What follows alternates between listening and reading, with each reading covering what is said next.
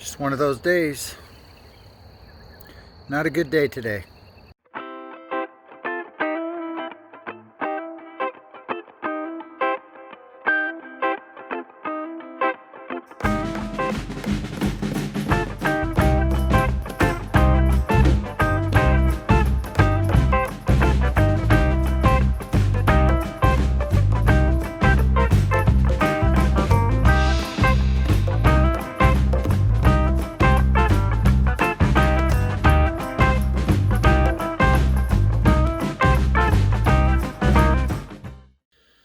Well, today I went down to the lake hoping that there would be fewer people, but it turns out that I guess there's a lot more unessential people than I bargained for, because the lake was packed more so than it was on Sunday.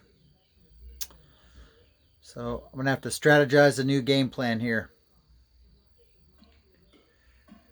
Today has been kind of a burned out day.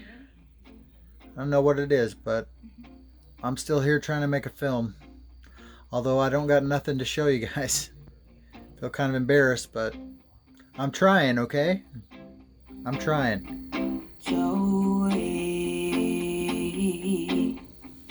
baby, don't get crazy. I know you've heard it all before, so I don't say it anymore. I just stand by and let you fight your sacred war. You know, it's really easy to point your finger at somebody and make accusations about them when you know so little about someone. You know nothing about their life, their situation. You may know bits and pieces, but you have no idea of what that person's gone through.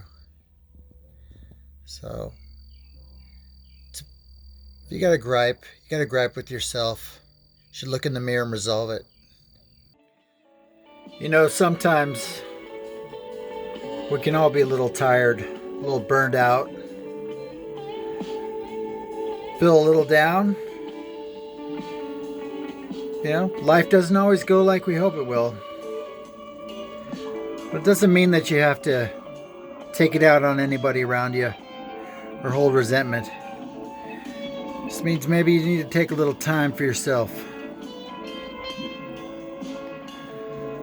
Sometimes just being alone, that'll do the trick.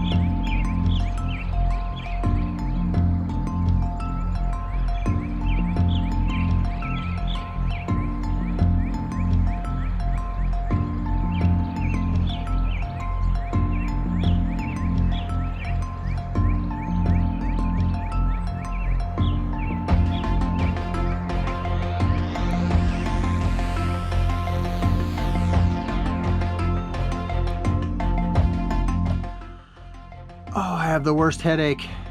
It's driving me crazy. Numbers do that to me. I don't like dealing with numbers at all. You know, I'm going to tell you something about myself. I haven't really shared this with many people, and my buddy Phil was talking to me today about stuff, and I told him something about me that he didn't know, and I thought maybe I should share it with you guys. A lot of you that know me know this about me, but others don't. In 2004, Actually, it was late 2003, early 2004, I was diagnosed with cancer. Now, I had an operation and a malignant tumor removed. And after the procedure, the doctors told me they wanted me to do chemotherapy for a year. And I was uninsured, of course. And I made too much money to qualify for any assistance. So it would have cost me nearly $100,000 for a year of chemotherapy at the time. And I decided that it really wasn't going to be worth it for me. So what I did was I owned a really nice sailing yacht at the time, and I put it up for sale. And I sold, it was my pride and joy, and I sold that boat. It was a Swan 431 Sparkman & Stevens. Very nice boat. And I sold it. And what I did with the money was I paid off all my child support in one chunk to my ex-wife. And what I had left over, I bought a small piece of land that was native trust land. I bought a lease actually on a tiny little island in the South Pacific in the Fiji Islands. And I moved there, and I took a machete, a chainsaw, and a tent. And I bought 4 acres of land right on the beach in this beautiful rainforest area.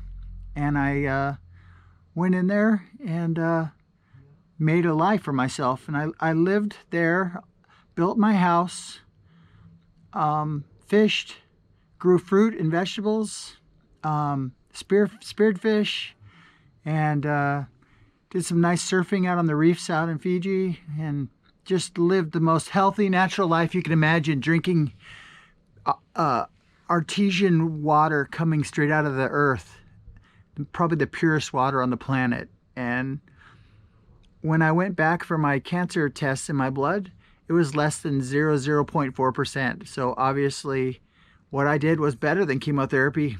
And yeah, so there you go. I lived in the wilds of Fiji.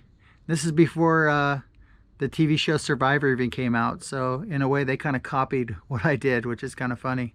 But yeah, then I'm all better now.